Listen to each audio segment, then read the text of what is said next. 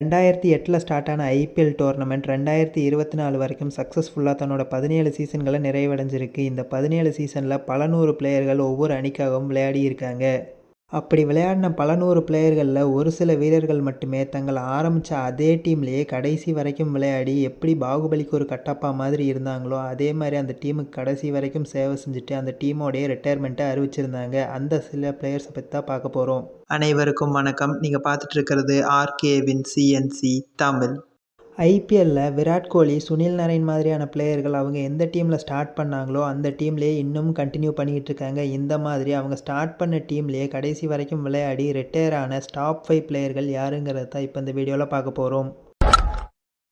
இந்த லிஸ்ட்டில் 5வது இடத்துல இருக்கிறது ஷேன் வார்ன். ராஜஸ்தான் ராயல்ஸ் டீமுக்காக ஐபிஎல்லில் 2008லேருந்து 2011 வரைக்கும் 4 சீசனில் விளையாண்டார். மொத்தமாக 55 மேட்சஸ் விளையாண்டு அதில் 57 விக்கெட்ஸ் எடுத்திருந்தார். ஐபிஎல்லில் ராஜஸ்தான் ராயல்ஸ் டீமோட கேப்டன் அண்ட் கோச்சாக இருந்த இவர் ரவீந்திர ஜடேஜா, யூசுப் பதான் மாதிரியான யங் பிளேயர்ஸ் கூட ஒர்க் பண்ணி அவங்களோட கேமை டெவலப் பண்ணார். யங் குரூப் ஆஃப் டீமை வச்சு 2008ல் இனாகுரல் ஐபிஎல் சீசனை வின் பண்ணார். ஐபிஎல்லேருந்து ரிட்டையர் ஆனதுக்கப்புறமா கூட ராஜஸ்தான் ராயல்ஸ் டீமோட மேனேஜ்மெண்ட்டில் மெம்பராக இருந்து நிறைய யங் பிளேயர்ஸை டெவலப் பண்ணார். இந்த லிஸ்ட்டில் 4வது நம்ம பார்க்க போகிறது ஷான் மார்ஷ். ஐபிஎல்லில் 2008லேருந்து 2017 வரைக்கும் பஞ்சாப் கிங்ஸ் டீமுக்காக மட்டுமே தான் விளையாடி இருக்கார். ஐபிஎல்லில் மொத்தமாக 71 மேட்சஸ் விளையாண்டு அதில் 2400க்கும் அதிகமான ரன்களை பஞ்சாப் கிங்ஸ் டீமுக்காக அடிச்சிருக்காரு. 2008ல் நடந்த ஐபிஎல் முதல் சீசனோட ஆரஞ்சு கேப் வின்னராக இருந்தார். இவரோட ஃபார்ம் கொஞ்சம் டவுன் ஆனதுனால இவரே ரிட்டையர்மெண்ட் முடிவுக்கு வந்துட்டார். இந்த லிஸ்ட்டில் 3வது இடத்துல இருக்கிறது சச்சின் டெண்டுல்கர். 2008லேருந்து 2013 வரைக்கும் 6 சீசன் ஐபிஎல்லில் மும்பை இந்தியன்ஸ் டீமோட ஓப்பனராகவும் ஒரு சில வருஷம் மும்பை டீமுக்கு கேப்டனாகவும் இருந்தார். மொத்தமாக ஐபிஎல்லில் 78 மேட்சஸ் விளையாண்டு அதில் 2300க்கும் அதிகமான ரன்கள் அடிச்சிருக்காரு.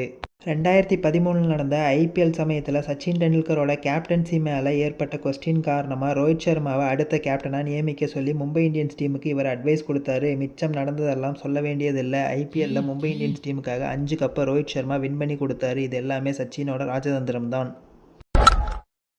இந்த லிஸ்ட்டில் 2வது இடத்துல இருக்கிறது லசித் மலிங்கா. 2009லேருந்து 2019 வரை 10 சீசன் எம்ஐ டீம் கூட இருந்திருக்காரு. ஐபிஎல்லில் இவர் டெலிவரி பண்ண கடைசி பாலில் சாம்பியன்ஷிப் வின் பண்ண பவுலர். எம்ஐ டீம் முதல் 4 சாம்பியன்ஷிப்பை வின் பண்ணுறதுக்கு காரணமாக இருந்த ஒரு சில முக்கியமான பிளேயர்களில் இவரும் ஒருத்தராக இருந்தார். இவர் ஐபிஎல்லேருந்து ரிட்டையர் ஆன 2019வது வருஷத்தில் ஐபிஎல்லோட லீடிங் விக்கெட் டேக்கராக லசித் மலிங்கா இருந்தார். இவர் மும்பை டீமில் விளையாடிக்கிட்டு இருக்கும்போது நிறைய யங் பவுலர்ஸ்களுக்கு நிறைய சப்போர்ட் பண்ணி இருக்காரு. அதுலேருந்து வந்த டெவலப்பான ஒரு பவுலர் தான் ஜஸ்பிரீத் பும்ராவும் கூட. ஆனால் அவர் இப்போதைக்கு ஐபிஎல்லோட ஓஜி பவுலராக இருந்துகிட்ருக்காரு. இப்போவும் கூட லசித் மலிங்கா மும்பை இந்தியன்ஸ் டீமோட மேனேஜ்மெண்ட்டில் இருந்துட்டு பவுலிங் கோச்சை செயல்பட்டுக்கிட்டு இருக்காரு. அண்ட் ஃபைனலி ஐபிஎல்லோட ரியல் கட்டப்பான்னு சொன்னால் இவர் ஒருத்தரை மட்டும்தான் குறிப்பிட முடியும். அந்த மாதிரி முக்கியமான ஒரு பிளேயராக அந்த டீமுக்கு கடைசி வரைக்கும் இருந்து உறுதுணையாக இருந்தவர் தான் கைரன் பொல்லார்ட். ஐபிஎல்லில் 2010லேருந்து 2022 வரைக்கும் மும்பை இந்தியன்ஸ் டீமில் முக்கியமான ஒரு பிளேயராக இருந்தார். மும்பை இந்தியன்ஸ் டீமுக்காக 189 மேட்சஸ் விளையாண்டு அதில் 3400க்கும் அதிகமான ரன்ஸும் 69 விக்கெட்டும் வீழ்த்தியிருக்காரு.